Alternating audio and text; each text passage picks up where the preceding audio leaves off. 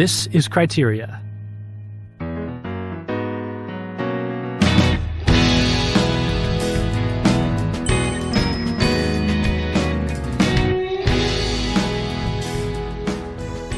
Hey everybody, welcome back to Criteria. I'm Thomas Miras, and I'm here with my co-host James Majewski. Hey Thomas, hello everyone. And we are here with our guest co-host Nathan Douglas here live in the studio with us for the first time ever. Hello, Nathan. Hello guys. As always, it's a pleasure to be with you, but I will say it is even more of a pleasure to be with you in person. Yeah, we met up with Nathan at the beginning of October for the Catholic Imagination Conference in Dallas at the University of Dallas. And that was our first time, the three of us all being together. Nathan and I had met up in Vancouver once before in this past April. But yeah, we had a great time at this conference. Heard a lot of great poetry and fiction readings. Nathan, you met up with some cool film people there, right? Yeah, I was just kind of there as an interloper with all the literary folks and just seeing what's what, and really enjoyed just soaking it all up. Yeah, it was awesome. And Nathan, I think you had a really good experience. I did too. But I thought, for each of us, a actor and filmmaker, being at a literary conference, like, what do you think was the value of attending that conference, as a filmmaker? Yeah, for me, the reason I wanted to go was just sort of seeing what's happening with a lot of writers in the last several years, Catholic writers who are really interested in exploring, writing beautiful literature while remaining faithful to the church. And it just seems that the movement or larger kind of ethos is growing. And for me as a filmmaker, I'm interested in exploring, developing an ethos like that for film, particularly for narrative film, but for film in general. So I kind of want to see, how are these folks doing it? What's going on? So I'm an actor, and most of my work is in theater. And one of the things that I kind of lament is that plays are so often kind of primarily considered in a literary mode, like as a literary form, which I guess they are a kind of, like, the dramatic form is a literary form, but it's almost like by accident that plays are communicated via writing, via scripts, but it's the same with film. Like a writer has to be involved so often in the making of a film, but you never hear about it talked about that way, like screenwriting as a literary form, or the act of, So I don't know. This is just occurring to me right now, but like, do you have any thoughts about that, either of you? Well, I would just say that, like screenwriting, it's a kind of a functional form. It's to get to the next step of the filmmaking process. Screenwriting is not the fullness of filmmaking, and screenwriting doesn't even apply in some kinds of filmmaking. Like more avant-garde or you could say poetic kind of ways of making films. So, for my purposes, I'm really interested in exploring kind of the big theory of what is at the heart of what makes cinema so compelling to us. And for me, that's really tied up actually with the poetic aspect, or you could say the poetic aspect, the making aspect. And so there's a lot of parallels there with there's a lot of parallels there with poetry and kind of the way in which words, which are functional signs, they become something elevated. It's a very similar thing that can happen with images, moving images in film. And then of course there's the more obvious parallels with narrative filmmaking, having parallels with fiction writing and story and structure and all that kind of thing. So there's a lot of crossover there, and it was just really cool to kind of see where people are at, what they're up to, and have some conversations. Yeah, that's basically the exact answer that I would give talking about plays and playwriting. But yeah, well, so now you're back here in New York City with us, and you've been here about a week. How's it been? Is this your first time to the city? No, this is my second time, but it feels like my first time because the actual first time I was here about 7 years ago for a workshop. So I was busy, 9 to 5 for 3 days and could only go out in the evenings. It was summer, so I got to walk around a lot. So that's what I did last time. I walked around like Midtown and the villages basically. So I felt like I didn't really see New York. So now I'm here for a spell and really enjoying it so far. So yeah. Yeah, and now you can fully appreciate the sort of like reduced scale at which everything operates here. We're for those of us who are listening and maybe not watching on YouTube, we're huddled around a table here, the three of us, Right. and Nathan and I are somewhat uncomfortably sharing the same mic. So I don't know how it's going to end up sounding in the final edit, but hopefully it'll all come through. Yeah. Well, yeah. So Nathan's staying with me. So I've been sort of showing him the sites. We went to the Met. We went to St. Pat's this past week. A couple other things.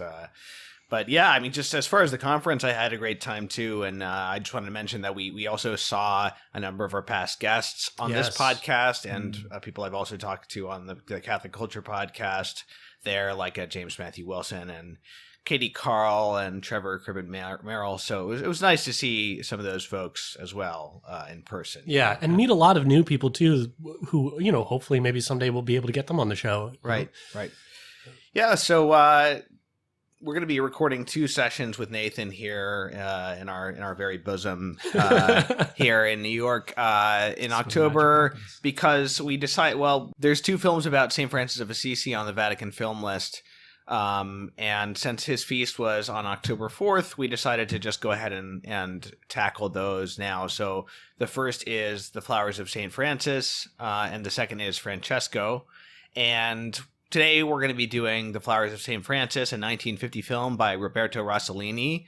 In Italian, the title is Francesco Giullare di Dio, which means Francis, God's jester. But it's been translated in English as The Flowers of St. Francis because one of the books that this film is based on is the 14th century Italian classic, The Little Flowers of St. Francis.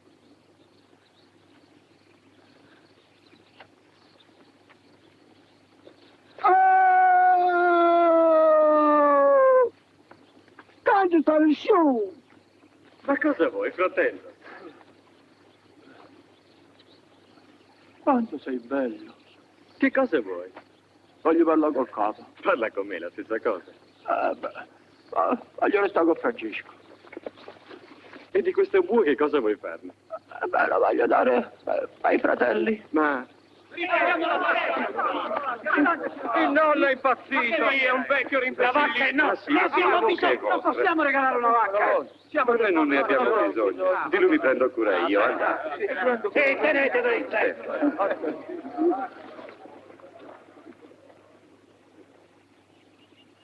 Vedi, qui siamo insieme a Gesù Cristo. Insieme a Gesù Cristo. C'è anche la Madonna. Anche la Madonna. Ma tu sai pregare? L'Ave Maria. Guarda com'è bello. Oh, com'è Ti bello. piace? Come? Vi verremo sempre a pregare. A pregare, sempre.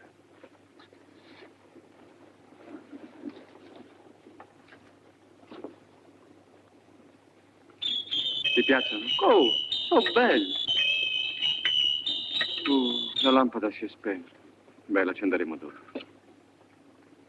Ma che fai? È bello l'olio. Allora preghiamo. Sì. Ave Maria, Ave grazia Maria, plena, grazia Dominus plena, tecum, benedicta tu in mulieribus, et benedictus fructus ventris tui, Iesus. Santa Maria, Mater Dei, ora pro nobis peccatoribus, nunc et in hora mortis nostre. Amen. Amen. Padre, Figlio, Spirito Santo. Sì.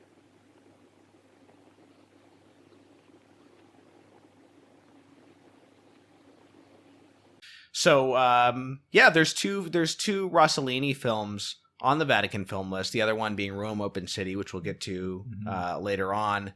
And I expect that we'll probably end up discussing more Rossellini films than just those 2 on this podcast because of the way that, despite being non-religious and even a professed atheist at certain points in his life, his films are very concerned with morality and religion, from what I understand. Although this is my first sort of like regular feature film that I've seen by him.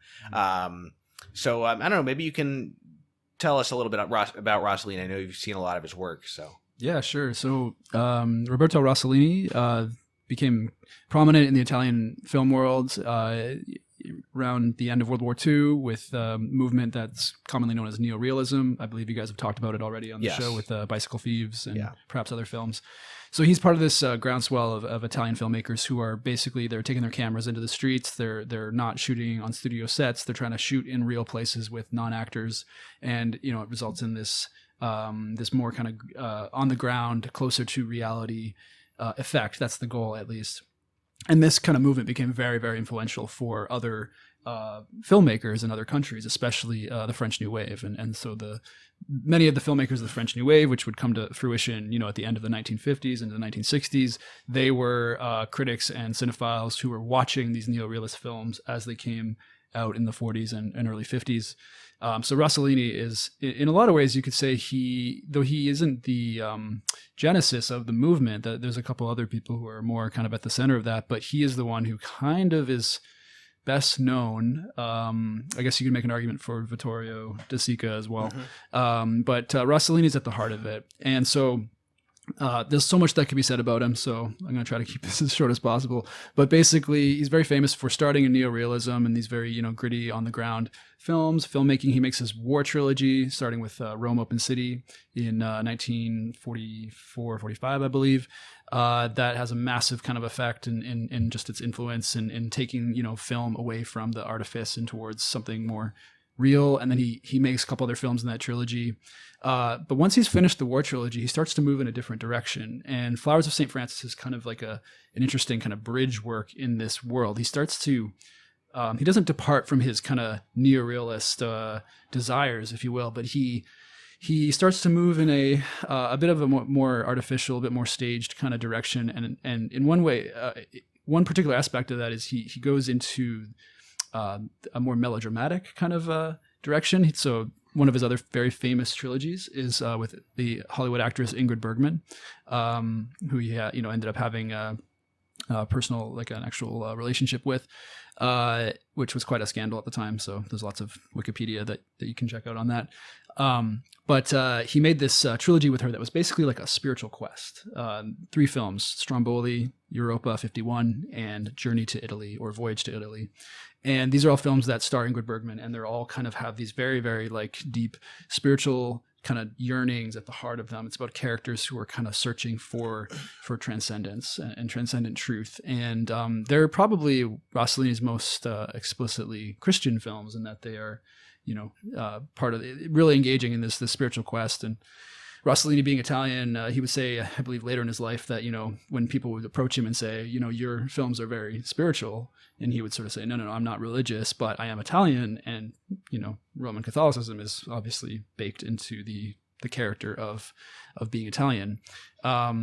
So last thing I'll just mention about him is that, he has these stages of his career. He starts in this he starts in neorealism. He kind of moves into something more kind of like, artificial, or a bit more obviously produced, so like something more melodramatic, and he gets into this spiritual quest kind of mode. But then he kind of shifts again. In the 60s, he kind of loses faith in film as a dramatic medium, and he turns to television. And it's quite a remarkable thing, because I don't think you can take another filmmaker who's done quite the turn that he did, which is he basically stopped making dramatic films that, kind of have like emotions. And he started making what's been called in retrospect, these history films, where he became fascinated with looking at significant moments in history, such as like the age of the Medici in the Florence in the 15th century, or looking at the lives of various philosophers like Blaise Pascal or René Descartes or Socrates. And he produces these films that are set in that time, and they have these sort of simple but period piece sets and actors and costumes and everything.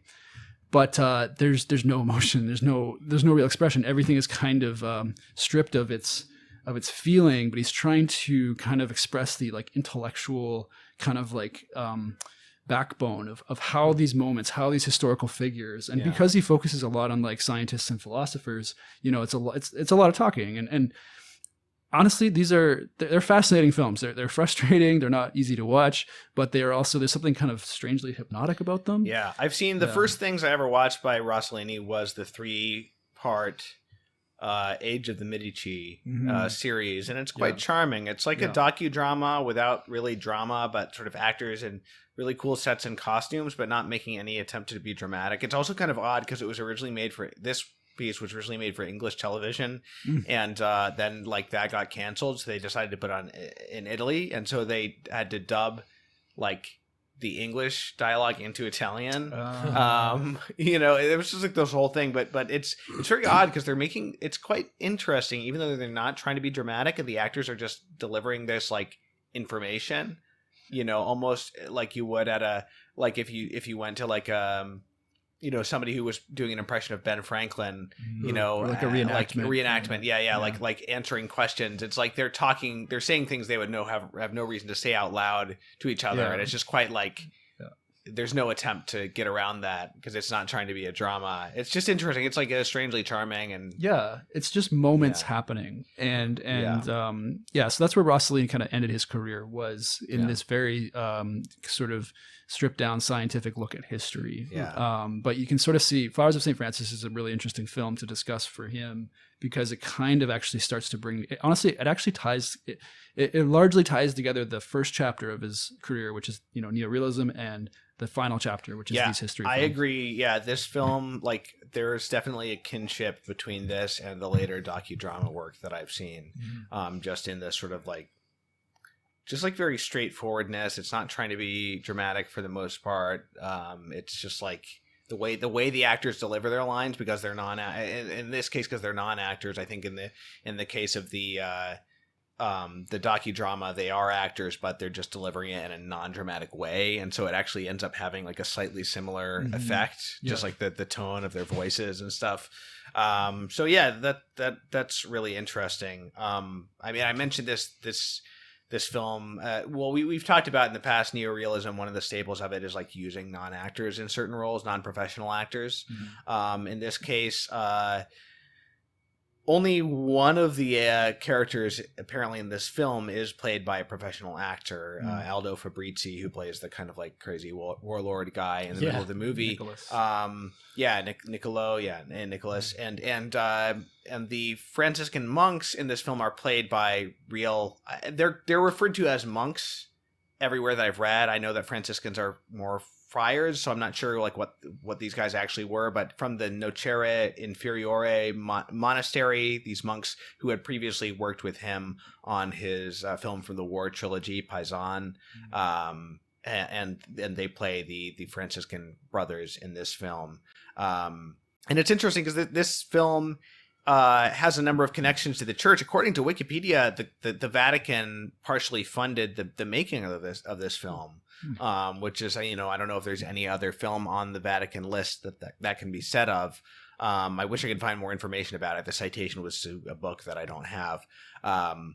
But there's also two priests who were sort of theological consultants on the film. An Italian Franciscan named Antonio Lisandri, and then a Dominican named Felix Morleone, who apparently had a bit of involvement with film. I don't know a lot about him. He was kind of a heavy hitter. He was the intermediary between Pope John the 23rd and President John Kennedy, for example, when they were dealing with the Cuban Missile Crisis in 1962. So he had his hands in a lot of pies, I guess, this guy. But so this Dominican was more of a theological consultant than a scriptwriter. But another thing that I read was that he was like a defender of like the compatibility of neorealism with like Catholic worldview. Again, that's something that I wish I knew a little bit about, but he felt that Rossellini's work and eventually Fellini's best captured this foundation. We should mention that Fellini helped to write the script for this film as well. Actually, it ties in with your topic about script writing being just sort of like a stage in the process, because obviously this film is very much based, it's very directly based on this work of literature that I mentioned, The Little Flowers of St. Francis. And although it does rearrange some of the scenarios and there is some new dialogue written, it's a pretty straightforward interpretation of the source material, which is The Little Flowers of St. Francis and an associated text called The Life of Brother Juniper, or as he's called in Italian, Ginepro. And actually, this film focuses as much on Ginepro or more, as St. Francis. The book itself, The Little Flowers of St. Francis, it does have episodes about St. Francis, but a lot of it is more about his immediate, his first followers and companions. the book is this very episodic thing. It's just like a bunch of stories that are like a page or two long, very charming, and sort of like a lot of sort of odd humor. You know, you really get the sense of the kind of like all of the kind of odd and bizarre situations that would come up when you're living a life of voluntary poverty, you know, out there on the road, and sort of like living this like radical humility. And that's what the film, I think, succeeds getting across. Rossellini said it's not supposed to be a biopic, but it wanted to focus specifically on the whimsical aspect of St. Francis's personality, hence the Italian title, Francis, God's Jester. He said, there's actually a quote from him. He wanted to capture, quote, the merrier aspect of the Franciscan experience, on the playfulness, the perfect delight, the freedom that the spirit finds in poverty, and an absolute detachment from material things. And he felt that this represented the most accomplished form of the Christian ideal, and he was trying to portray the perfume of the most primitive Franciscanism. That's a quote that I found on Wikipedia. So so that's basically the approach that the film is taking, and it takes 10 episodes from in some cases it combines multiple episodes into one, but there's basically 10 chapters that this film is divided into, and those are the flowers, the little flowers. Yeah, and over the course of these episodes, it does plot like somewhat of a narrative arc, in that you have some, you know, reoccurring instances or things that are callbacks to earlier vignettes, like Brother Juniper's giving away his tunic. Right. But there isn't really a strong through line. It culminates in this kind of climactic scene of them splitting up and going off to preach. Right. But I watched this with my 2-year-old son, and he kept asking at the end of each vignette, all done? All done? Is it all done? Interesting. Yeah. But I'm glad that we're talking about this film with you, Nathan, because we've been tackling a lot of Saint films with you. Yeah. We did Saint Therese. We did Passion of Joan of Arc. I don't know if there have been other ones, but it's kind of been a recurrent theme in our conversations. Yeah, that's a good point. Yeah. So this, and yeah, I mean, we're going to have 2 films here to talk about St. Francis. I'm glad we're starting with this one. I don't really know anything about the second film we're going to be discussing, but I think I know enough to say that this is going to be the better of the 2. So we're starting out on a strong foot. And you know, with judging my own response, I've seen this film a few different times over the years. I watched it for the first time, you know, maybe like over 10 years ago. I watched it again in the context of art school at Cal Arts.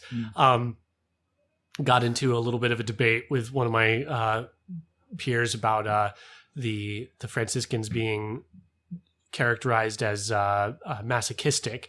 And then I watched it again for this conversation. And I got to say that I think that Rossellini has succeeded in capturing the primitive perfume of Franciscanism.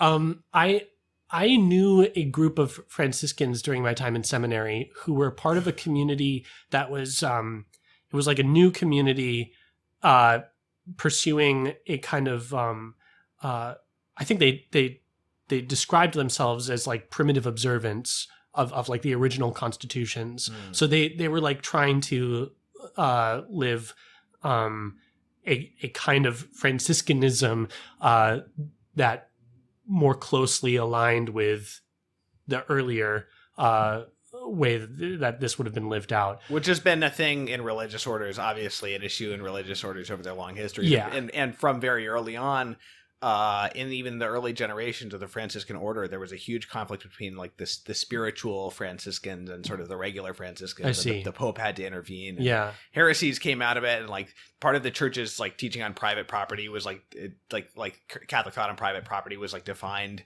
during this time because like the spirituals wanted to like to have no property, like even as an order, and then like it was decided, it was like, can you do that? Can you like have stuff without like having it? And like well, even this community is no longer around. I don't know how long exactly they lasted. Maybe it was the better part of a decade, but they had the support of their bishop and of their diocese, but then there was some issues with their founder, and then eventually it kind of I don't know the details, but I'm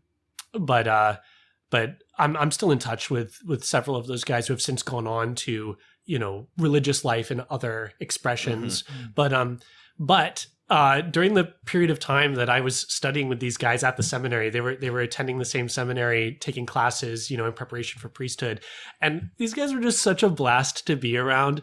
They were always discalced. They got everything by begging. They all had various patches and stitchings on their habits because they had their one habit, and I stayed with them at their I don't know what you would call it, like kind of where their community like lived, their friary. And slept on the floor. I like watched them like shaving each other's heads. And I don't know, there was just so much about this film, like the scene of seeing like Brother Juniper shaving the head of one of the other brothers, that like just brought back so many of these memories. And in particular, I'll say the sort of like child likeness of the brothers as portrayed in this film. They don't come across as like infantile, but there is like this youthful childlike joy in the way that they carry themselves and talk with each other and get excited about things. This was exactly the same experience that I had of the Franciscans that I knew, who were they had such a good sense of humor, and they like I remember them like playing in a puddle when it had been raining outside, and they were like splashing in the puddle, and like that's a thing that children do, but they were just getting a kick out of like in their bare feet, like splashing in this puddle. In this film, like they kind of dance in the rain, right, and sing in the rain at one point, So I thought that was just like a very astute thing, because I think it's easy when you talk about strict observance of something or a vow of poverty, to imagine like these sort of like sour,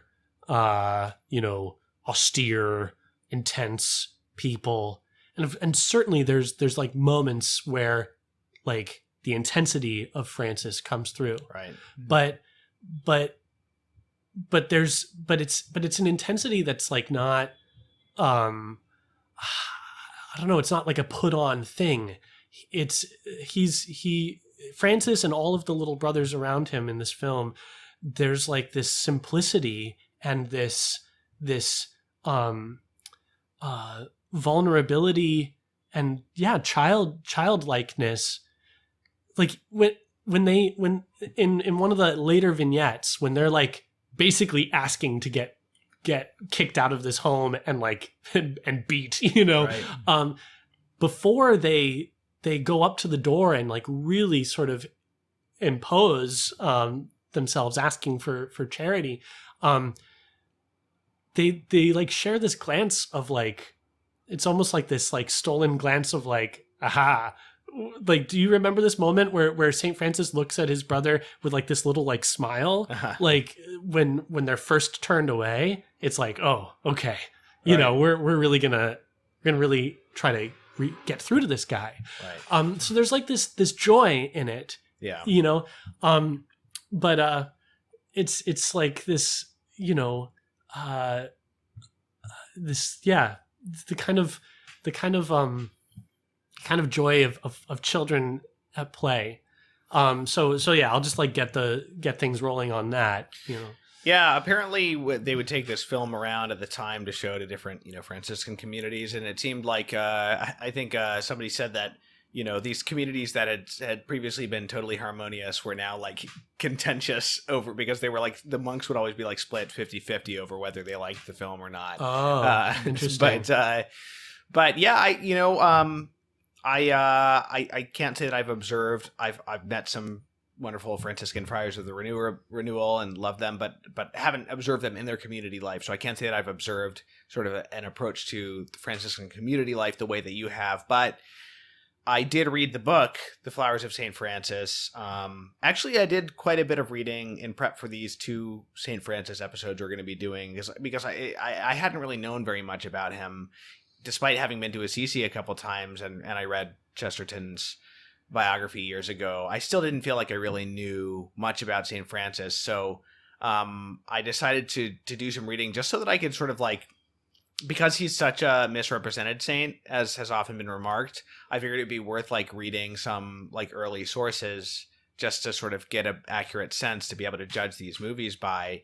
And so I read all of the writings that we have by St. Francis, which was, of course, like an amazing experience, like the earlier and later Rule of the Order, and some of his letters and things like that, some of the prayers that he composed. And then I read the whole Life of Brother Juniper, because that's a lot of what this film deals with. That's pretty short. And then I've read a good chunk of the Little Flowers of St. Francis, that work itself. And honestly, I think this does a great job of capturing the spirit of that book. I think it's pretty dead on for the most part. And it has that similar sort of like, that the book doesn't seem to be arranged in any particular like dramatic structure. It's just these little like anecdotes. And what strikes me about the film is that like it does away with any kind of like contrived, like, this is how a dramatic structure of a story should be kind of rules. And it's just so much of the film is not very dramatic at all. There are little moments of drama, like you could say that even in the very simple scene with St. Francis and the leper, there is an internal drama going on in St. Francis that's very powerful, and that's sort of like the heart of the film. It's like right in the middle of the film. But a lot of it is just like the joy of Franciscan life and the little lessons learned and the like acts of humility and generosity. And it's like, it's so interesting to see a film that's like about nice people being nice, but it's like very interesting to watch, it's kind of amazing that they were able to pull that off and not have it be kind of hokey, even though it's also not sort of like realistic acting or something like that either. So it really is like, the film is kind of like a playground in that way. I totally agree with you. This idea of like these sort of like playing these games,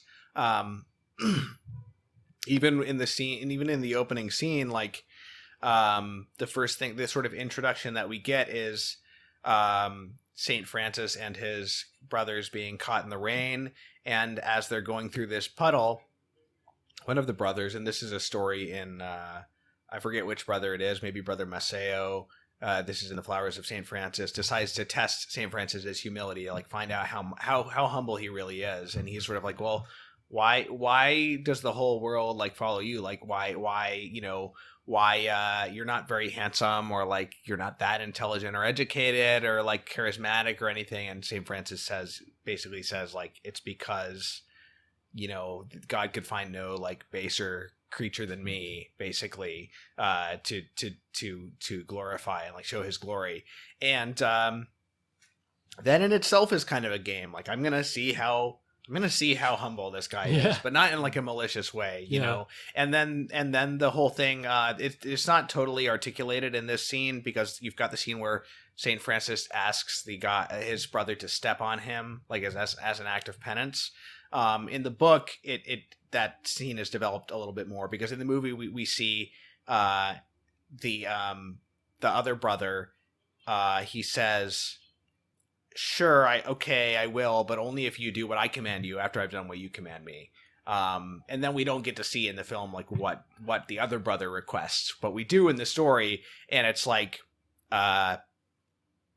basically after he's stepped on St. Francis a little bit and, sort of like rebuked him, he's like, okay, so now St. Francis, Brother Francis, you have to, you have to rebuke me sharply and correct me like any time that I like show any faults. And then the story says, the narrator tells us that, from that point on, St. Francis like tried to spend as little time as possible with his brother, because he didn't want to correct him, because he had such like high regard for him and his holiness, that like he would visit him but just like leave as soon as possible. So like there's this sort of like this like back and forth, this gamesmanship that's like very beautiful. Yeah. And there's so many other examples of that. My favorite thing about the Little Flowers of St. Francis is like it really shows the sort of like the community life of the Franciscans, and it's not just the figure of Saint Francis and his greatness, but it's like you see the esteem that he had for so many of his brothers, like the respect he had for their spiritual gifts, and how they all had complementary spiritual gifts, and Saint Francis learning things from them, and asking them to do things because they had discernment in certain matters that he didn't, and things like that. And I think that some of that comes through in the film, but that whole sort of like that whole back and forth, the whole Brother Juniper thing is a good example of that, because he's constantly, he's in the book, he's lauded for his simplicity and his humility, and he's so simple and so charitable that he's always like getting himself in trouble with acts of generosity, or like just his zeal for like humiliation. And so, he's always giving away things that don't belong to him, to the poor, and kind of, just getting into trouble because he's not willing to sort of like say that he's innocent of whatever he's being accused of doing, or he like, it's almost like he does stuff in the book, especially, it's kind of extreme, where like he keeps doing stuff like that like gets him in trouble, and then he's like really happy because now he's being rebuked. He's giving away the other brother's like stuff to a beggar, and then he's like, oh awesome, like I'm being rebuked now. It's kind of like this, it's kind of weird in that way, but it's not quite as like extreme in the film. But anyway, I'm kind of rambling, but I feel like the spirit of all that is pretty well portrayed in the movie. Yeah. One more thing I'll say on that is like, in that early vignette when it starts to rain and they seek out shelter, and there's someone like a squatter who's like taken up residence in this hut that they've built, and it's him and his donkey, and everybody can fit in, they all sort of pile into this hut together, but then this squatter gets really territorial and drives them out. Right. But you get one of these shots of St. Francis's face, just like with this kind of like, very at peace, but almost like playful look. There's like this knowing look that he gives him. And it's almost like you can hear like the subtext, like, the game's afoot, here's an opportunity. And I'm so glad that comes so early on in the film, because it really gives you, there's a lot of stuff that Rossellini does in this early sequence to sort of like establish the hermeneutic of like how to view this. And I feel like that's one of them.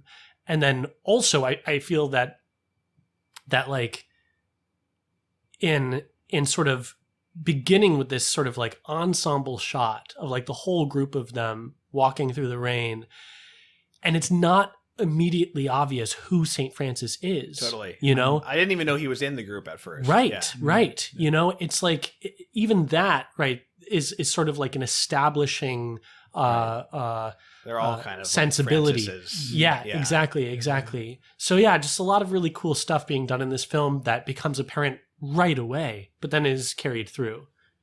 Yeah, it is striking how at the beginning you don't know which one is Francis. And one of the things that, if you read about the film or watch, some of the, say like the Criterion Collection's sort of documentaries about it, there's this kind of recurring theme, actually, in a lot of correspondence about the film since it came out, where it was very much championed for being this, kind of non-iconographic work. And it's interesting from our distance here, it's been 70 years since the film was made, especially for like generation of Catholics, our age, growing up in a period that has very little in the way of like contemporary iconographic work kind of permeating, like in terms of like contemporary sacred art permeating modern Catholic consciousness.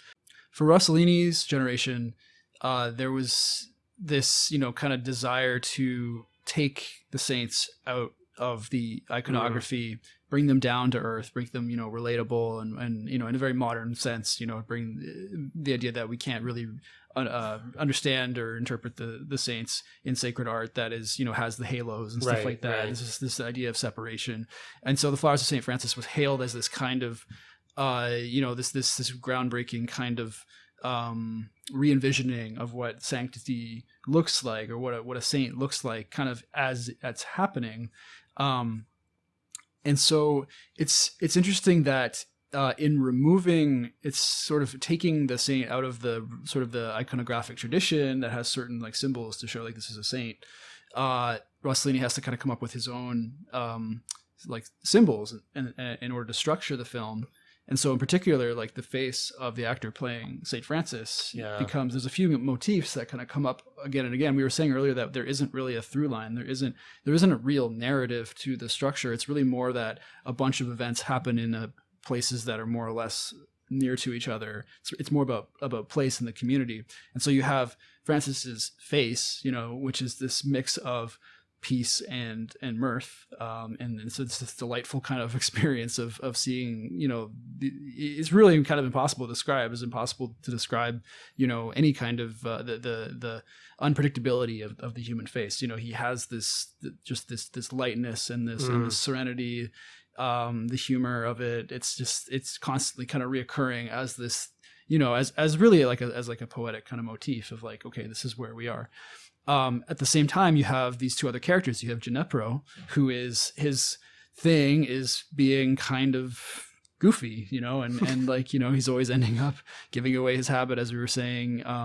He gets into these kind of crazy antics where he's just in over his head or just doesn't really know what he's doing. And he's more of the clown. He's kind of the clown of the film. And you can kind of see the Fellini influence, especially we talked about La Strada previously on the podcast, and like Fellini's affinity for clowns and clowning. And then you also have this third character, Brother Giovanni, this old man who shows up and he's from what I understand, he's an invented character. I don't know, but it seems like it because I haven't come across him. Yeah. And he's certainly inserted into the stories about Juniper because he's not anywhere in there. So I think he may be an invented character. So it's like between Francis, Giovanni, and Juniper, you have these three kind of pillars. And so with, like we said, Francis has his face, Juniper has his kind of antics, his like physical comedy, and then Giovanni is an old man. It's really his voice. He has this incredible kind of braying like sound to him, where I can't. I mean, I wish I could do it, but he has this incredible voice that he's always kind of complaining. He's kind of senile, so he's like always doesn't really know what's going on. But the brothers, take him in with such great affection, and he returns it. Like it is a genuinely kind of loving depiction. But his voice and the way it just becomes this third kind of pillar, so that no matter where the episodes go, there's this union kind of to these people and this place, that grounds it. And I find that really interesting because there is effectively no story to speak of, like in terms of like A, B, C, or from beginning to end. And so it's really, in that sense, it's more of like a poetic kind of work, in that it's, using those as its grounding motifs. I think it's interesting that it was perceived as this sort of like, maybe not iconoclastic, but this sort of like, taking the saints down to earth kind of thing. Because it didn't really feel like a demystification or disenchantment or whatever you wanted to call it. Like to me, it felt plenty iconographic in the focus on the face of Francis and the face of Juniper. And I guess maybe if I had grown up in that like very intense, likely hagiographical era that of like popular Italian Catholicism, I might perceive it as more of a desacralization or something. But for me, watching it in 2022, it feels plenty reverent, and also having specifically as my reference this particular literary work, The Flowers of St. Francis, which very much has all sorts of strange happenings recorded in it. You know, it felt I like that the film is able to sort of function in both those ways. You know, maybe simultaneously presenting a grounded St. Francis and early Franciscan community, and sort of a reverential, you know, almost hagiographic depiction at the same time. Yeah. Right. One thing I'll say is it doesn't really feel like this film is imposing anything modern on its source material. No. And in fact, right from the get-go, during the opening credits, you get the Canticle of the Sun, which everybody's familiar with, you know, but not so many people are familiar with the end, where St. Francis writes, "Woe to those who die in mortal sin." Yeah. You know, that's usually omitted in a lot of but it's included here. It's included here, you know, and I feel like right away there too, you get this this sort of establishing nod that this is not going to be a watered down, modernized take, you know, if such existed at the time, you know, I don't know if it was as much of a common thing at the time, but Nathan, I wondered on this topic what you made of there's an interview in the Criterion edition with Father Virgilio Fantuzzi, and I'm mentioning this partially because Father Fantuzzi was one of the compilers of the Vatican film list, and he was the film critic for many years for the Jesuit journal La Civita Cattolica in Rome, and apparently all the great Italian filmmakers subscribed to it, even who weren't Catholics, just to read his column, like your Rossellini, Fellini, and all, you know, all those guys. So he was very respected, and he knew these filmmakers. But he talks about a moment where there was a screening of this film, and one of the people there was the future Pope John the 23rd, Angelo Roncalli, and he was sitting next to Rossellini, and Father Fantuzzi said that Roncalli kept stroking Rossellini's jacket sleeve during the movie, saying, "Poor man, you don't know what you've done." And Father Fantuzzi's interpretation of this was that this sort of like dehagiographised portrayal opened the door to all sorts of later things. I think he cited specifically The Last Temptation of Christ. And what was the other film he mentioned? He mentioned two that he felt that this film opened the door to. But one of them was The Last Temptation of the Christ. One of them was a less offensive film, but also kind of an unusual. There's another St. Francis film that I've seen. I think it was called Brother Sun and Sister Moon. Yeah. And like, I don't remember that being. It's more of a hippie thing, I think, right? Yeah. So, you know, I think that like you can legitimately enjoy that film based on what I remember of it, but also there was like some weird hippie stuff. But Nathan, I'm wondering what your take is on, first of all, that if you have any sense of what Roncalli might have meant by that, but if do you think Father Virgilio Fantuzzi is right in saying this sort of like opened the door for, you know, later portrayals that might be more, because the impression, if that's a good interpretation of what the future Pope John the 23rd was saying, the way that he said it was not, you know, you've made a bad film, but like you don't know what you've done. Like you basically sort of, not that this film is itself objectionable, but that maybe it opens the door to people who are less, you know, reverent, you know, taking advantage of that. That was kind of how I interpreted. like, and Fantuzzi was quoting a story Rossellini had told him, so it wasn't like Fantuzzi witnessed it. Right.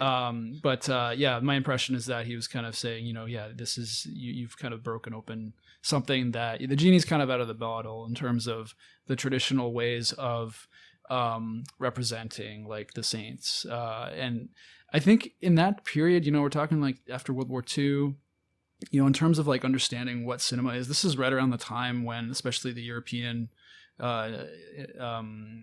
world is trying to make sense of like what film is from a philosophical aspect and a theological aspect as well. There really was that was around the time when, this consciousness of like film as a major art in the sense that it is like one of the fine arts. That was when that was really starting to take hold. It was no longer simply an amusement. And so the idea that a fine art could kind of take apart a saint or represent him or her in a way that's not in line, or so they perceived, with the iconographical tradition. I could see him, if that is what he meant, then it would make sense that he's some kind of door is being opened that can then be, abused, and it's kind of up to the person making it to be reverent or not.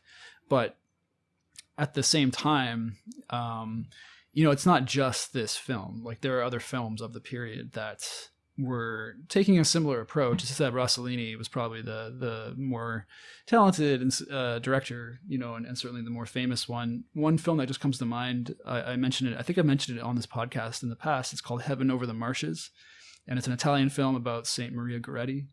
The reason that I mention it is because it's the center of a Andre Bazin essay. Andre Bazin being the Catholic French film critic who formed so much of the basis for film theory in France in the 40s and 50s. He highlighted that film as an example of a film that presents sanctity, kind of in motion, in as we encounter it. And he was praising the film for kind of the same reasons that Flowers of St. Francis is praised, and that it's not doing this rarefied kind of like hagiographical approach, which you might find in a film, which I just watched recently, like this, the Song of Bernadette, a wonderful Hollywood film, but that's a film that kind of takes a much more kind of like obviously reverent approach to, there's very strong kind of like guardrails in place so that the hagiographical aspect does not get obscured.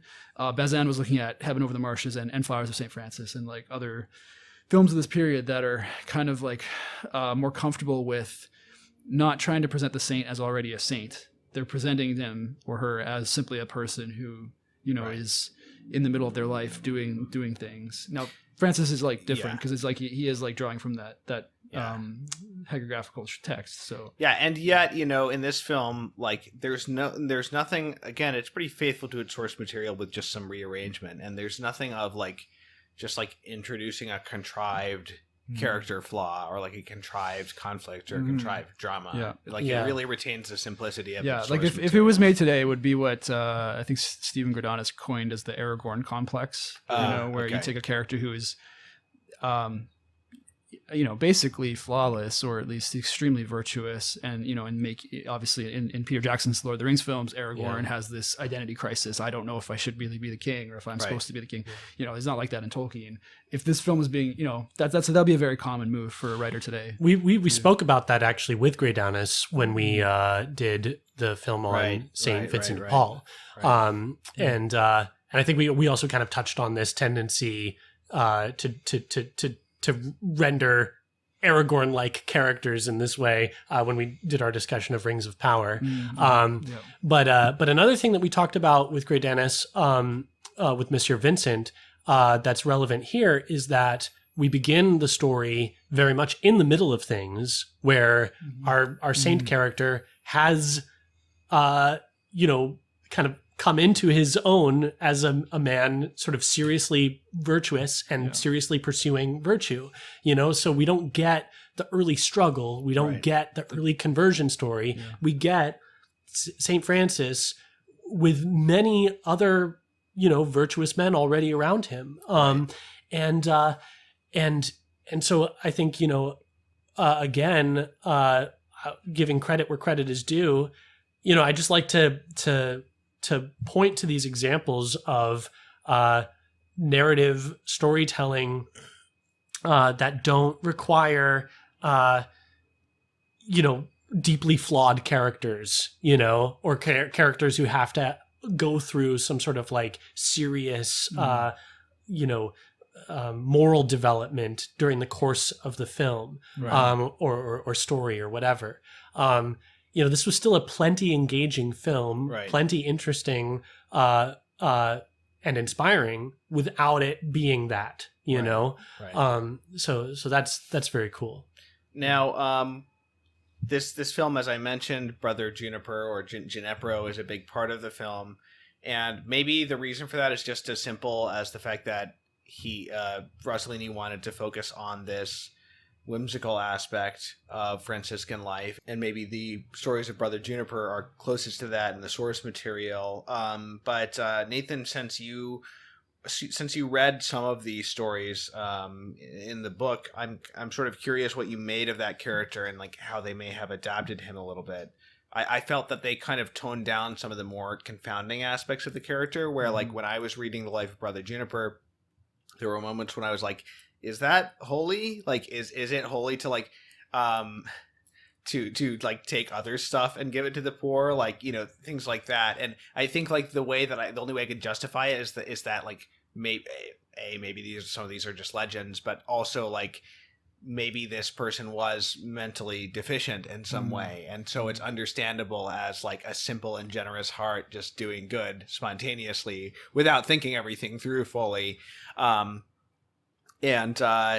in this film, just to give an example of how it's toned down, in the whole scene where he cooks dinner for all the brothers, in the story, it's just him, and he's like, he borrows all this food and a bunch of different pots from the locals and starts making this dinner by himself, and he's putting entire chickens in the pots with their feathers still on, and eggs with the shells still on and stuff, and it's a hilarious story. It makes this inedible dinner. I think that it's not, St. Francis isn't involved, but whatever superior is there is like, even like, or maybe the narrator who says like, even like like a pig in like Rome wouldn't eat this or something like that. But in this movie, we get this other character, Giovanni, who is the one who's throwing chickens in there and throwing logs and sticks into the pot instead of under the pot onto the fire. And,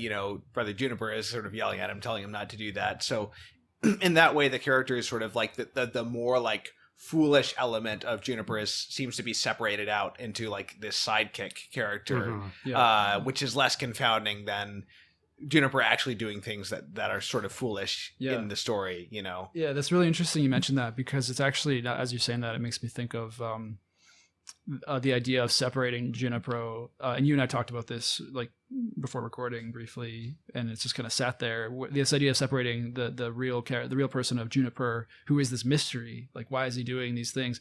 One of the stories that I was reading in preparation, which didn't end up in the film, but it's a anecdote about Brother Juniper meets a poor woman in a church that he's praying in.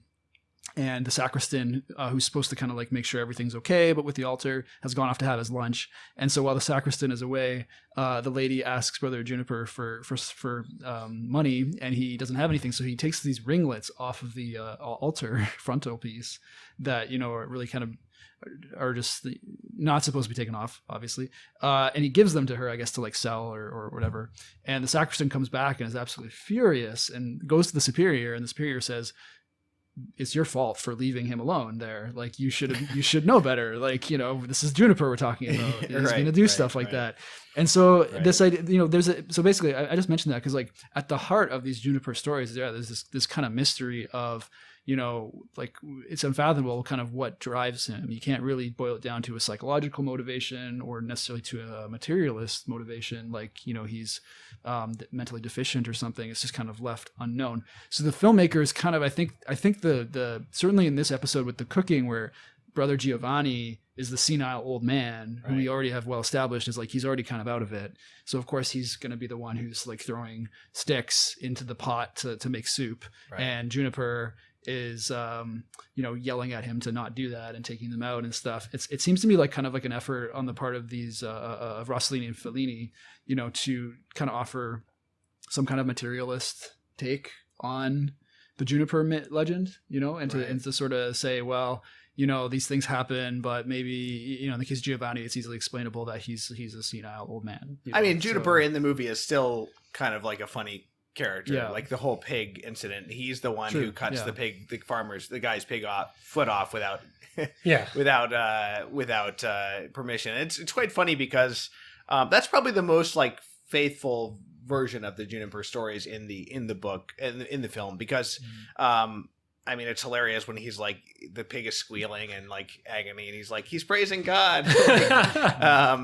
It's just sort of like grotesque, but like also endearing. But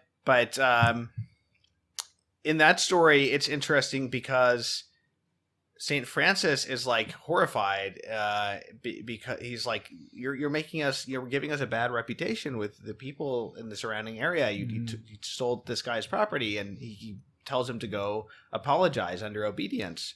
But then Brother Juniper instead goes and tells the guy like, "Oh, why don't you congratulate me? Like, I've done a good deed." Like, and finally the guy gives in and gives them the rest of the pig and apologizes for being mad. Right. Yeah.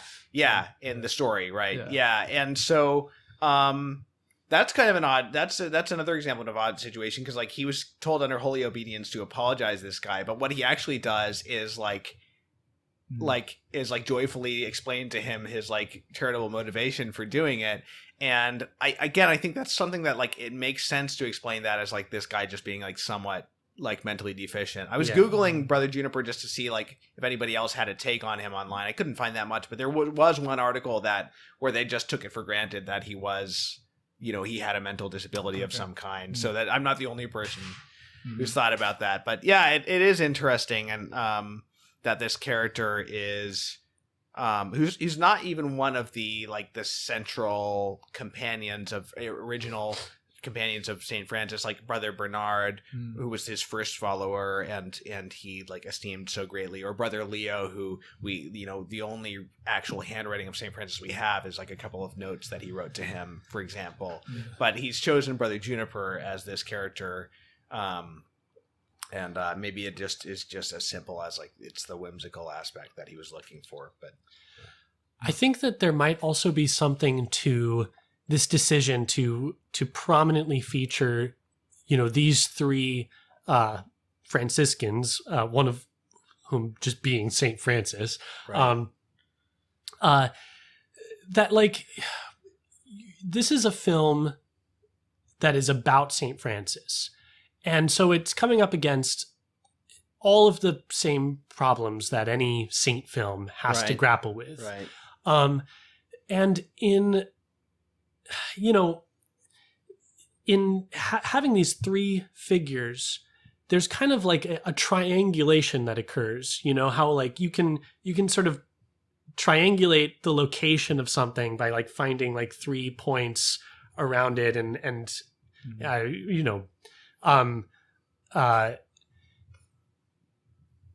When you look at what is the common spirit among the three of them, I think you get something sort of essentialized about St. Francis and about these Franciscans. And I think that he is Brother Francis. Right. He is a brother. That's his identity. Yeah. And I think it's also a way of sort of getting at this paradoxical reality in the saint, which is that the holier they are, the more the saint decreases and the more Christ increases in them, So there really is a kind of hiddenness to the saint in a way that, I don't want to say that their personality is obliterated, but there is something real, like really decreased. Right. And so I wonder if this doesn't kind of like cinematically sort of communicate that, in sort of triangulating the identity of St. Francis among these three figures in the film, Mm. and sort of locating it in this spiritual reality that binds them, you know? Yeah. That's a good point. Should we talk about the big ol' sequence in the film that I think sort of goes off the rails? It is unfortunate that this sequence kind of dominates the film. Like it definitely like I think overpowers the other vignettes. Yeah. And it's no coincidence that this is the one sequence with a professional actor in it, I think. So this is the sequence where brother Juniper goes and gets himself in trouble with this sort of warlord who's sieging Viterbo, is the name of the town. And it's just this kind of he goes into the camp, and he's immediately he's trying to preach to people, and the sort of the various like barbarians and soldiers, whatever they are in the camp, immediately start just like using him as a hacky sack, essentially, in a very like overtly like comical way, you know, because they're like tossing him back and forth between each other. They're sort of like playing jump rope with him. Playing jump rope with him, throwing him around, and he just retains this like meek smile the entire time. They throw him up toward a tower, and he just sort of effortlessly like lands and grabs on. You know, and I think I could have accepted all that, but that like once you get to the Nicholas in his like in ridiculous armor, I think that's when like it loses me, like in his armor, and it becoming like this like overtly comic in a way that's like hamming it up, not in a way that's like just arising from like the strangeness of this what's happening in the story, but from this actor hamming it up, and really like this long like strung out sequence of him like looking through different holes in his giant like helmet, and like, you know, and then the whole sequence where he's in his tent with Juniper and sort of like eyeing him and like, you know, just like making weird faces and huffing around, and I just think it's like such a distraction. It's like it's so like drawn out that like it really kind of like gets away from like the simplicity, you know, of the film and sort of like the spiritual point of it all. I mean, it is compelling the way that, you know, that Juniper kind of like carries himself in that scene, but I just felt that it sort of detracted more than it gained. And also like there's a certain I don't know if you got to read that story, but in the story it's just, this is one of the few where I felt that they really like the way that they adapted it kind of was less effective, because in the story, it begins with, it's like, what is he, a duke or something? More or less. Yeah, in the story, it's not somebody who's besieging a town. He's just this evil tyrant. And he's coming there, and basically the devil appears to this tyrant as just a guy who's warning him that there's somebody coming to assassinate him, and he'll be wearing a cowl and carrying like, you know, like an awl or something, one of these tools that he has. That, and so he comes, and this guy, you know, this tyrant sentences him to death, and he's being sort of like abused and brought to this scaffold or whatever. And this priest sees him and recognizes him as a Franciscan, and we're told that even though this tyrant guy, he has sort of like a devotion for the Franciscan friars. So once he's told that he's a friar, he repents. But there's this whole scene where part of the reason, it's one of these confounding things, because there's a whole scene where he's interrogating Brother Juniper and asking him, did you come here to assassinate me? And Brother Juniper gives these like evasive answers because he doesn't want to say no, because he wants to be like humiliated and like condemned. And so he's like, I would have done that and more if God like hadn't prevented me. And it's just like, it's that like should we do that? You know what I mean? Shouldn't we make it clear like, no, I didn't come here to assassinate you, you know? Like, should we like make it sound like we kind of did, you know, or something? So that's one of the weird things about the story. But at the same time, it's told more simply, because we get right off the bat, we get this like the devil has come to this guy and he's susceptible to demonic influence, and so the story is told in this way, and we know what's going on the whole time. Whereas like in in this, it just feels like muddled a little bit, like the story's told out of order, or like we don't even get until towards the end that this guy has been expecting an assassin to come, for instance. And so just the plotting of it is kind of off as well. Yeah, I mean, it's the kind of thing, there's no omniscient narrator in the film, who can sort of set us up. Because, in the way that the story is told in the book, The Little Flowers, or in The Legend of Juniper, it's we have this tension right away of here's the expectation, here's how we can see how Juniper is going to walk into this trap without knowing it. And then the question is, how does this get resolved? In the film, and I think one of the reasons, maybe it didn't work so well for you is that it is a mini story. It actually has like an arc. It has a dramatic arc to it where, there is this, he runs into trouble. The question becomes, there's an actual story tension of like, how is he going to get out of this jam? Is he going to be killed? Whereas in the rest of the vignettes, there isn't.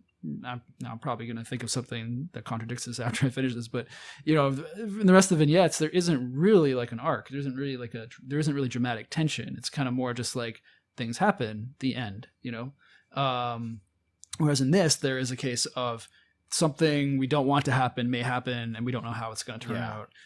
So it is like it has actual plot to it. Yeah. And perhaps that kind of, that's a decision that the filmmakers made to adapt that particular story. So perhaps there's a imperfection there in kind of how it integrates with the rest of the work. But as a whole, actually, I find the whole thing is quite a enjoyable episode. I don't feel as strongly against it as you do, but I can sort of see what you mean about the kind of out of tone theatricality. I feel like tonally it sort of is dissonant. It's like a Warner Brothers, it's like a Tom and Jerry cartoon or something. And in the story, it's actually kind of horrifying when he's being led to his execution. He's being like racked. It's much more in like the a story. passion. In the story, he's like on the rack. He's like being tortured, and it's quite awful. Right. And, I mean, one way that I could think to justify it is that like the tonal shift is warranted because now we're in like the world, we're in this bandit encampment and we're dealing with acting like grotesque clowns. And that like that at the end it's all in flames and this army has been routed basically by the simplicity of this man, and so that maybe I do like that ending sequence where he's just walking around sort of like in wonder at like the camp up in flames. So maybe that drawing that contrast, justifies this tonal shift.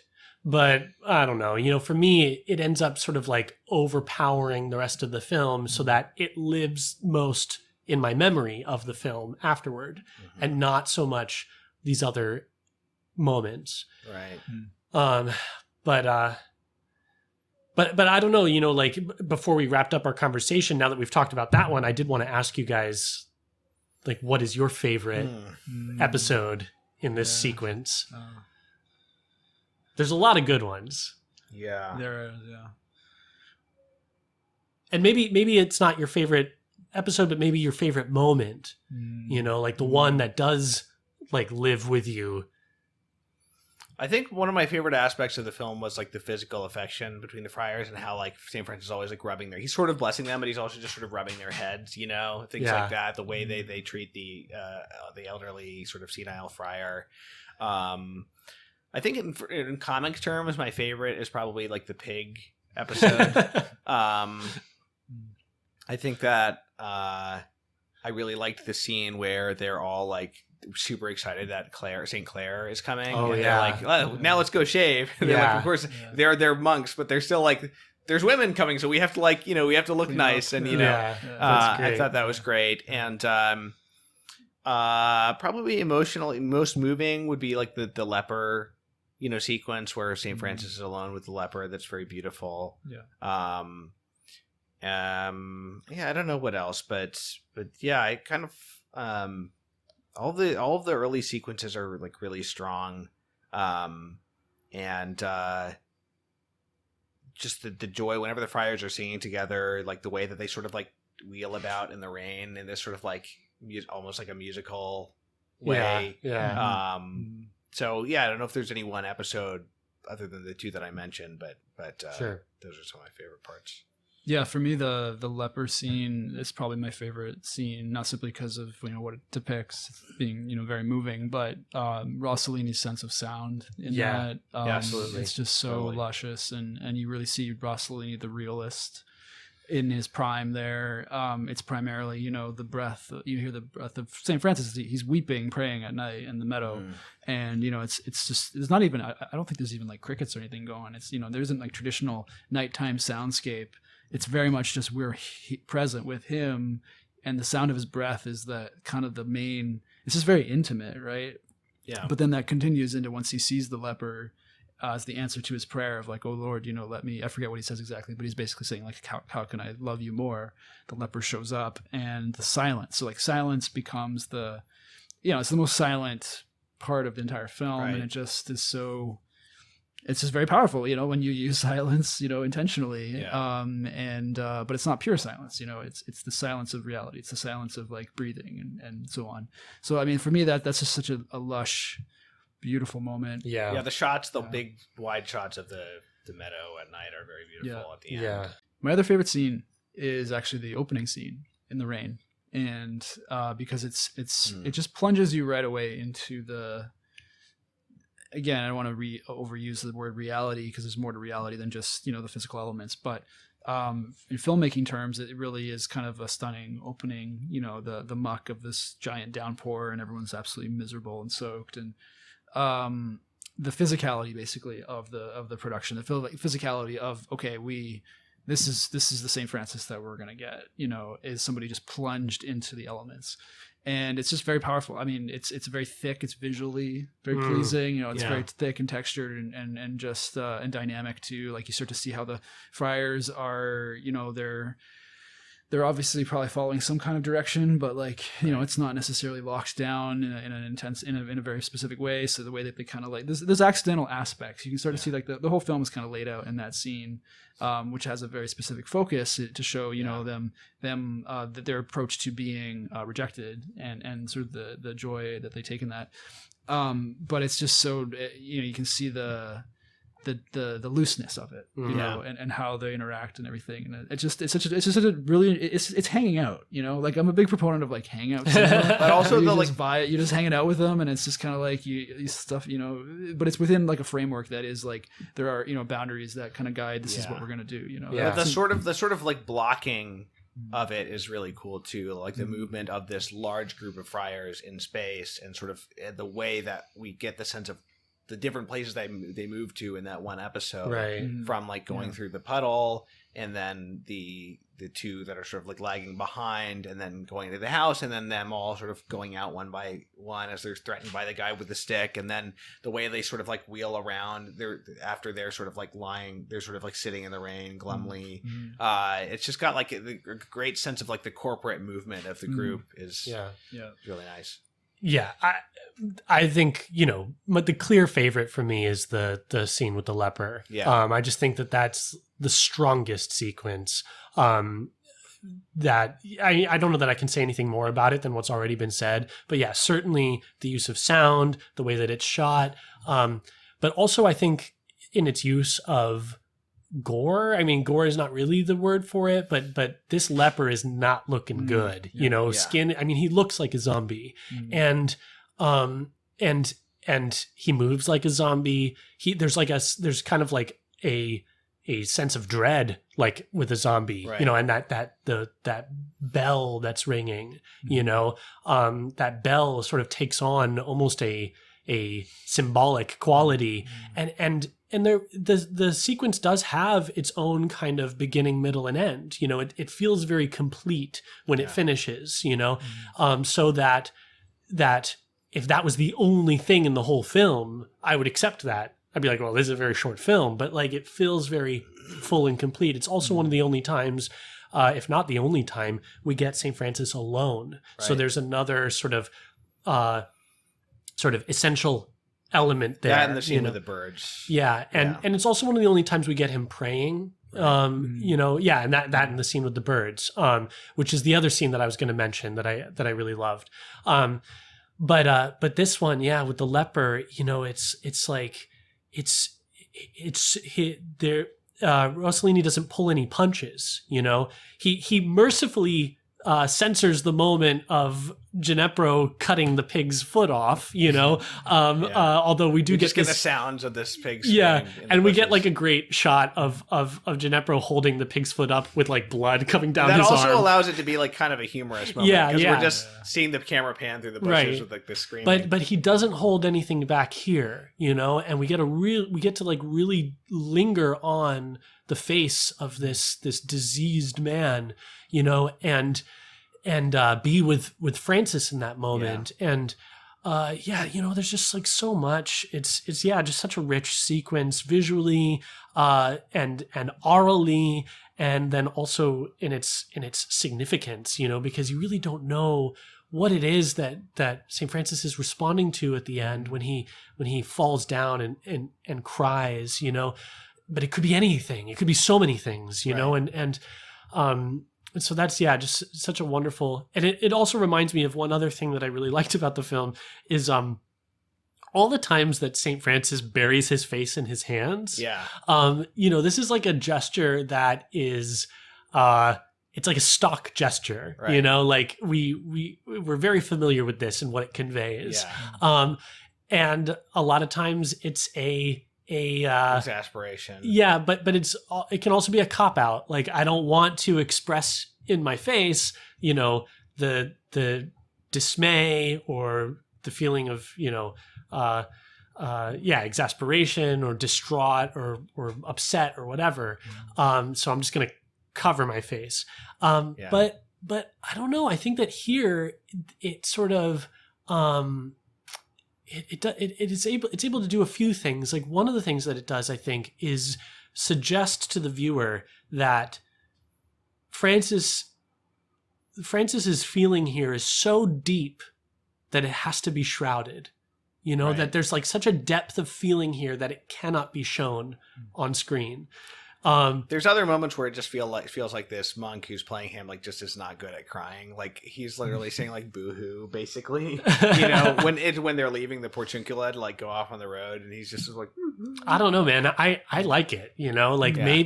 Maybe it's something that's arising from the performer's limitations, but I think that it's effective, and I also think that it suggests a sort of emotional modesty from St. Francis himself, right? Because there's a few times when he'll cover his face, but then as he drops his hands, it's like he regains mastery of himself, and so he sort of gets back to the task at hand, right? And so I think that it conveys a lot of things. It accomplishes a lot, whether it's arising out of necessity because of constraints of the performer, or it's a specific directorial choice, I don't know, but I liked it. Yeah. So, yeah.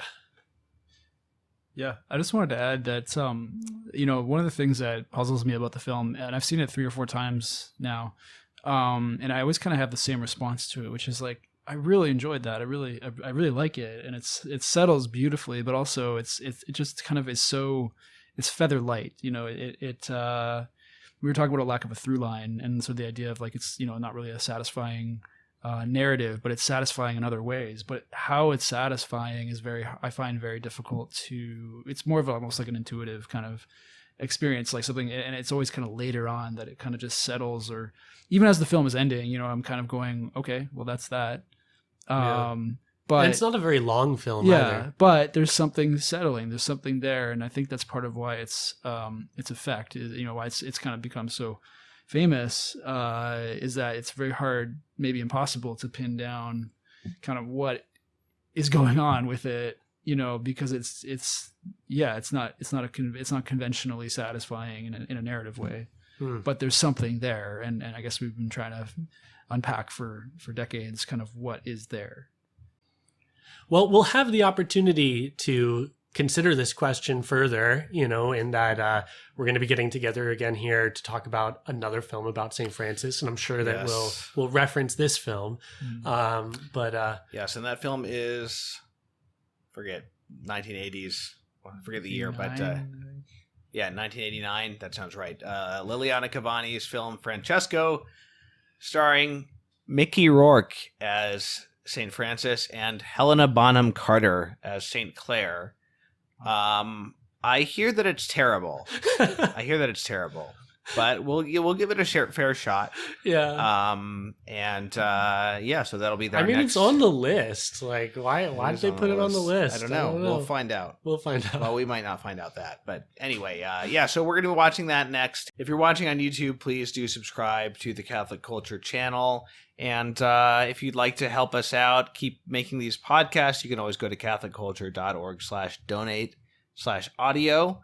I think that we're going to be done with this Vatican film list soon, but these might be our last 2 saint films on the list, actually, now that I think of it. Nice. Because I think the only other religion films are Ordat and The Sacrifice. So once we're done with St. Francis, we'll be done with saint films on the list, but it'll be interesting to return to some in the future. We should definitely do the Song of Bernadette, which you watched recently, and you said you liked it. So yeah, it's quite good. And I'm looking forward to watching more Rossellini films on this podcast. Yeah, absolutely. Of the Bergman trilogy, the only one I've seen is Journey to Italy, and that film is awesome. I definitely would like to talk about that. Yeah.